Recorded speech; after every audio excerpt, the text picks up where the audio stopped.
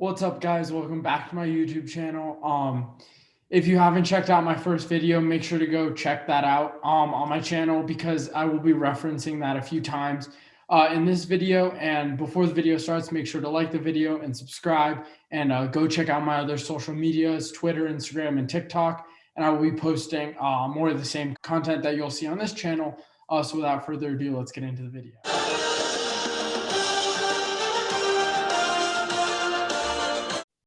So for my first video, I did what I thought would be the Drivers' Championship. So I thought it would be fitting to next do the Constructors' Championship. So in 10th place, I have Haas. They've openly admitted that they're really just trying to survive this season. They're no longer making changes or developing their new car for the 2021 season. I think that's really smart because they have two rookies. They don't really have a shot this year. And they just want to focus on the new regulations so they can get ahead. And they have that Ferrari engine as well. I just don't see them getting far and possibly not getting any points. And I think they face that and they know that's going to happen. In 9th place, I have Williams. They've been consistently making steps up, and they have that Mercedes power, which is going to be a lot better than obviously the Ferrari that struggled all of last season, and I anticipate will struggle again in this season. And I think that they have two really strong drivers, George Russell and Nicholas Latifi, who had obviously tough rookie season, but I think he's developing and getting a lot better. So I see them getting a few points and doing well. Yeah. And then I have Alfa Romeo in 8th place. I think they're really going to scrap away with Williams. They're going to have some really great racing with Kimi and George, I think especially, as though those are the two strongest drivers in their respective teams. So I think there's going to be some really good racing. And I think that Alfa Romeo is going to come up on top a little bit.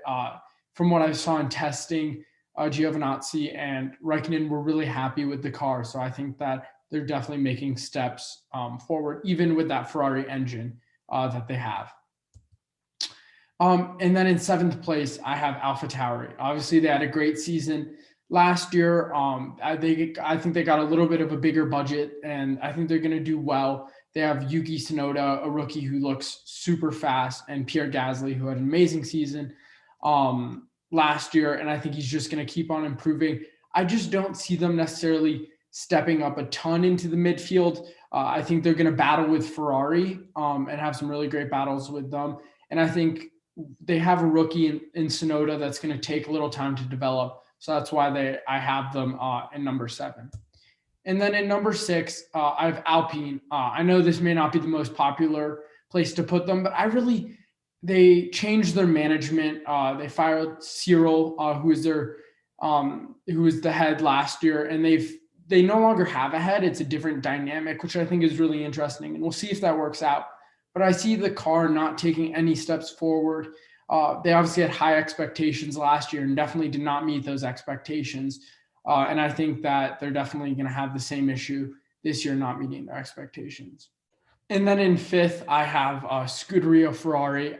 Like I said, their power unit, their engine, they're going to struggle with that. They obviously had a really draggy car last season.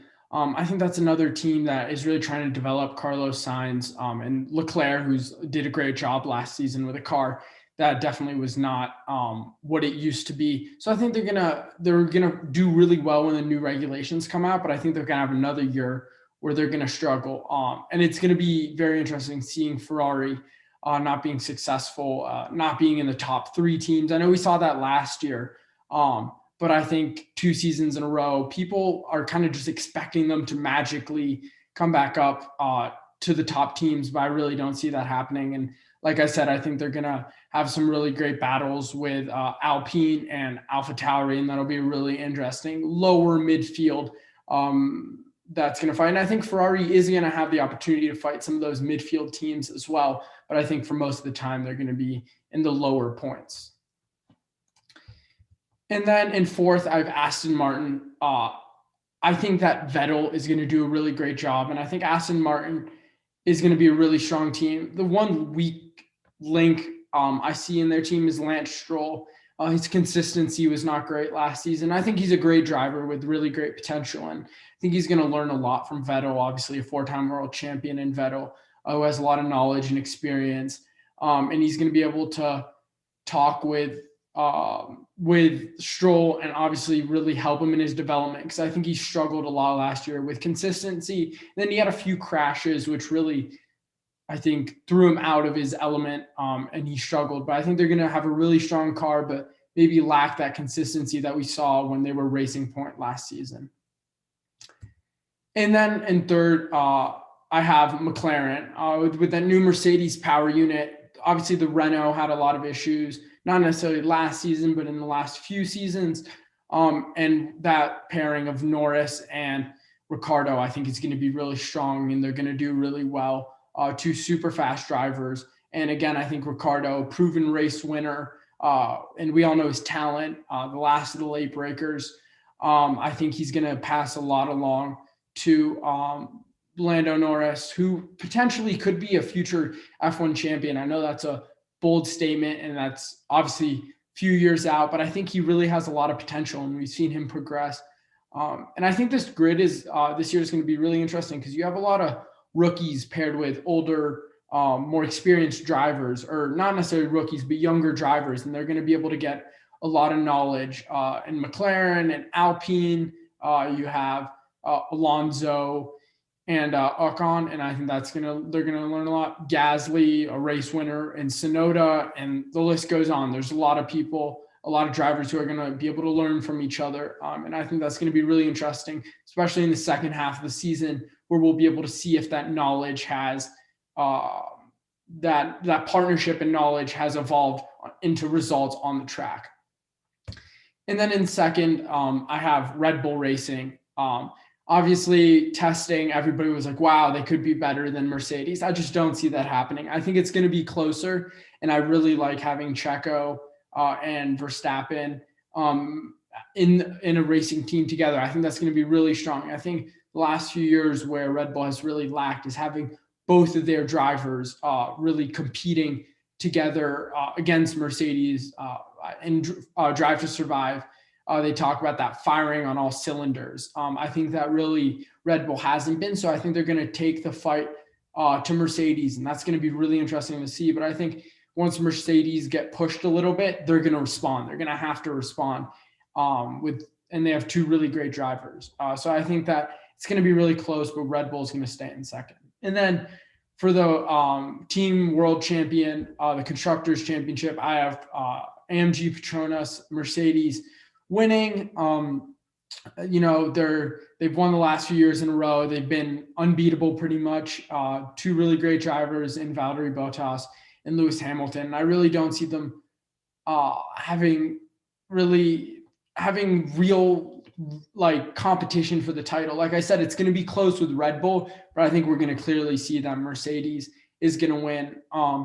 And I think that I'm excited to see how it changes with the new regulations in 2022, because obviously Mercedes have been dominant, but will they be able to carry that over with the new budget cuts, the new regulations, all that stuff? It'll be really interesting to see. I have them winning again in 2021, 2022 season. And then just to review, Mercedes winning, Red Bull in second, McLaren in third, and fourth, Aston Martin. And I think McLaren and Aston Martin, as they were last year between McLaren and what was Racing Point, was super close. I think it's going to be really close this year. And without that brake ducts that they got deducted, they got points deducted. Racing Point, I think, would have won third in the Constructors, and I think it's going to be really close, and it's going to be some really great racing. And then I have Ferrari, Alpine, and Alfa Tauri, and I see those three teams being really close in battling it out. They have a mix of older talent and newer drivers in their teams, and that's going to be really neat to see. And then in the bottom three, I have Alfa Romeo, Williams, and Haas.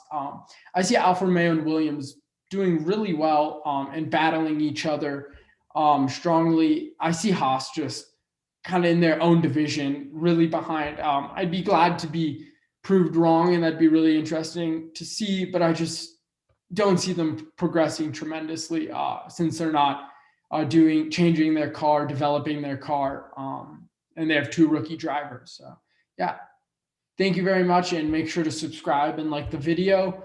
So you guys are stay tuned. I'm going to be posting a few more videos this week and then talking about the race that's happening this weekend. I can't wait for another race and to resume the season.